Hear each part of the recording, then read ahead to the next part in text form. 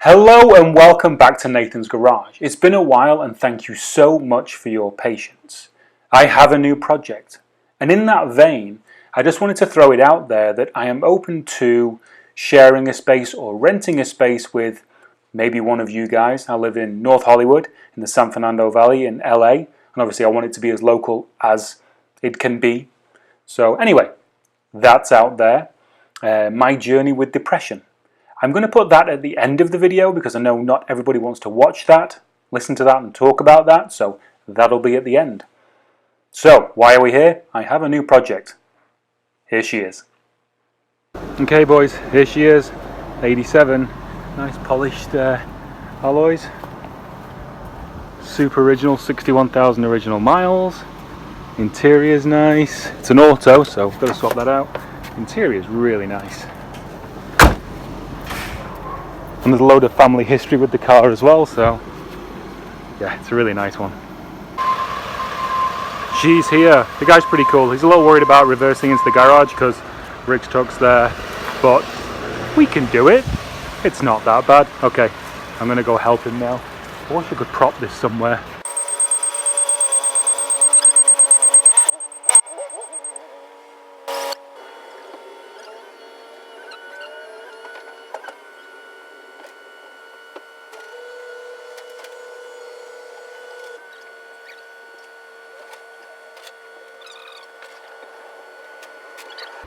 Here she is, 1988 XR4Ti, completely stock, which we like. A lot of seems to be rust, but you know, I expect a lot of rust. AC compressor, very important for me because my patience with no AC is definitely lessening as I get older.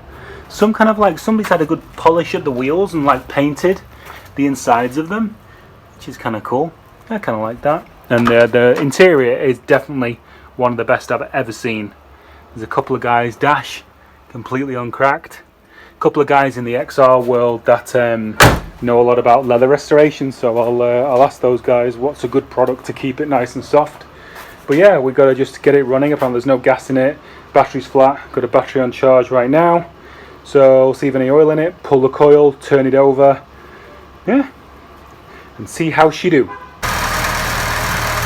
Now that she's warmed up a little bit, she's definitely a bit ratty on the top end. Definitely a bit tappy. Oh, there we go. Lovely. That is a bit quick for that though. Definitely a bit quick. And it's definitely heating up pretty quick, I'm not gonna lie. Those lines are crap though. Dunno. I need to move her into Car Rally right now. My phone decided it was too hot before, and obviously now the AC's on, so I hope you guys can hear me. But so a lot of stuff's been cleared off, those pipes there, pipes going across. This is the thermostat housing, which is crusty as hell, and I don't actually think has a thermostat in it. Water pump's covered in oil because I think it needs cam seal. Check that out for a timing belt. Lovely and crusty. So yeah, so we're making progress. We'll pull the water pump, see what's behind that, pull the thermostat housing, see what's behind that. What are we focusing? There we go. Yeah, pull those two, those are the main culprits right now. Yeah, then probably pull some more water pipes from down here, because they're all going to go. This is the water pipe going to turbo, that's going to go. That one there going to the block, that's going to go. Just going to feed oil to the turbo. Yeah, so we'll get a bit more done up here and then it'll be underneath. She is definitely a crusty old girl, so that's that. And there is no thermostat, but the remnants of thermostat seals. So, very interesting. Let's scrape this off and move on to the pump. The water pump actually isn't that bad, pretty stiff to turn. And you can see down there where it's been leaking for a while, the rusty water, so water pump's been pissing out for a long time. So yeah, all good findings, really. Positive stuff, exactly what I expected, to be honest with you. Hello plane! Exactly what I expected, really. That's the front of it done. I don't know if it needs a cam seal or a valve cover gasket. It needs a valve cover gasket, I definitely know that. I don't know whether it needs a cam seal as well. But we're doing a timing belt. I may get my friend down Volvo Yoda to give me a hand with that. So coming underneath, let me see if I can give you a bit of a lay of the land. Everything's oily. So we've dropped the oil. There's the sump, and if you look up inside the block, you'll see the oil filter on top of this oil cooler, warmer, whatever the hell it is. This has water pipes going on the top of it. Don't need it. So that really long oil filter there, I swapped that out for a Mustang SV oil filter, which is shorter and fits straight onto the block. So my phone keeps overheating, so I probably can't film much of it, but that's what it looks like now. And when I take it off, that's the unit off, and then back underneath here, you have the oil cooler warmer thing with water pipes coming off the top of it, all of which will be deleted, and then that water pipe there that you see teeing off and going to the left of frame, or as you're watching the TV to your left, that is going to curl around the front and tie into the top of the overflow bottle. Let's see if I can show you. So that hose that is teeing off goes to the bottom of the inlet manifold right there. It's the one coming off, and that thing you see in front of you, one of them's the temperature gauge and the other one is the radiator fan switch. So that hose is going to bend around the front of the distributor there and go straight across to the coolant tank. 'Tis a new day, ladies and gentlemen, boys and girls. So I think last time we left off with how blocked this inlet manifold is. So that has water running through it. And let's see if I can show you.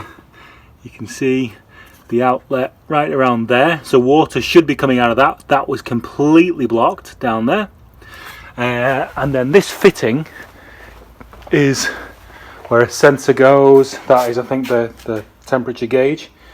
You can see right there how blocked it was.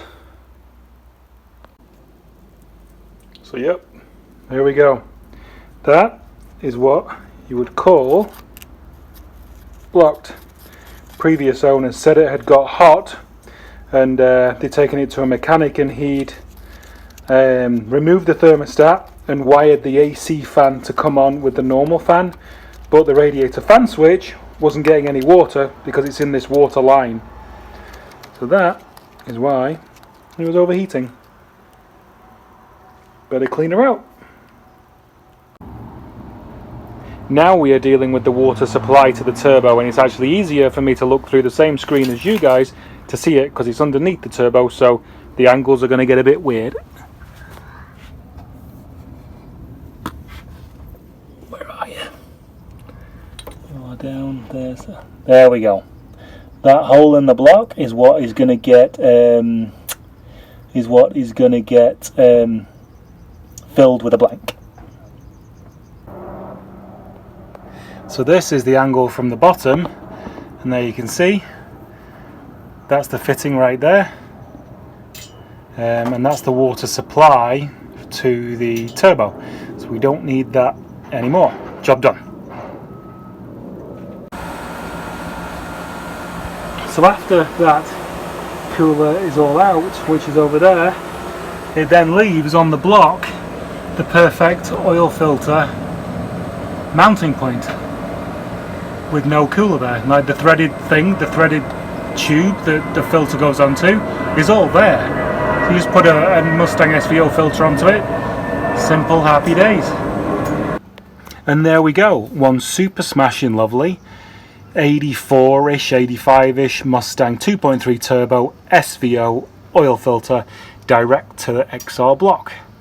A hell of a lot cleaner. Oh, look at that inlet manifold with an open waterway. What a novelty. So yeah, so fill it with oil now. Next job. In a lot of the videos I watch, at this point, the host professes how he is sponsored by an oil company. and it's the best thing ever. Well, I'd like to let you guys know I have been sponsored by Walmart for oil. I have been sponsored at full retail cost and checking out myself. But you know, I feel special. I really can't stress how important it is to have this clean, scraped and free of any old gasket or crap. Got this, which is an awesome little tool. Get a brand new blade, because I've got most of it off with an old blade, but it took a new blade to really get it clean. So I'll brake clean it now to get it grease free and then bolt in the new water pump. There we go, not long to spend on it today. New water pump in. I gave it a little extra help with Permatex Black because there was a little nick in the gasket. It wasn't full width, but obviously this sponsorship deal is from Amazon at full retail price, and I can't really be arsed sending it back. So that's there, and we'll be back at it probably tomorrow. And again, I'd like to announce my sponsorship from AutoZone at full retail price, but I get my points, so that's important. So housing, thermostat, gasket. And luckily, I found the bolts, which were on the floor, which I didn't keep track of. Thank God they were on the floor. Let's get it fitted. One thing I do, doesn't really need it, but I just put a really thin smear of Permatex on both sides of the gasket, more to hold it in place as I'm putting the housing on than anything else. Just heading out to do another parts run, and one thing I never even looked at, this is the water feed to the turbo, or was the water feed to the turbo, which I've now blocked off. Even that, look, it's so blocked. All the water passages in this car, very, very, very blocked. Well, I hope the head's okay, because I really don't want to pull the head off, but if we have to, we have to. So what I am doing right now, if you can see, there's lots of rust on the inside of this expansion tank. So in there we have a dishwashing tablet, rice and coarse salt and boiling water in 2 seconds. Then we're going to run outside, shake it for 5 minutes, and that's supposed to clean it up. Let's see if it works.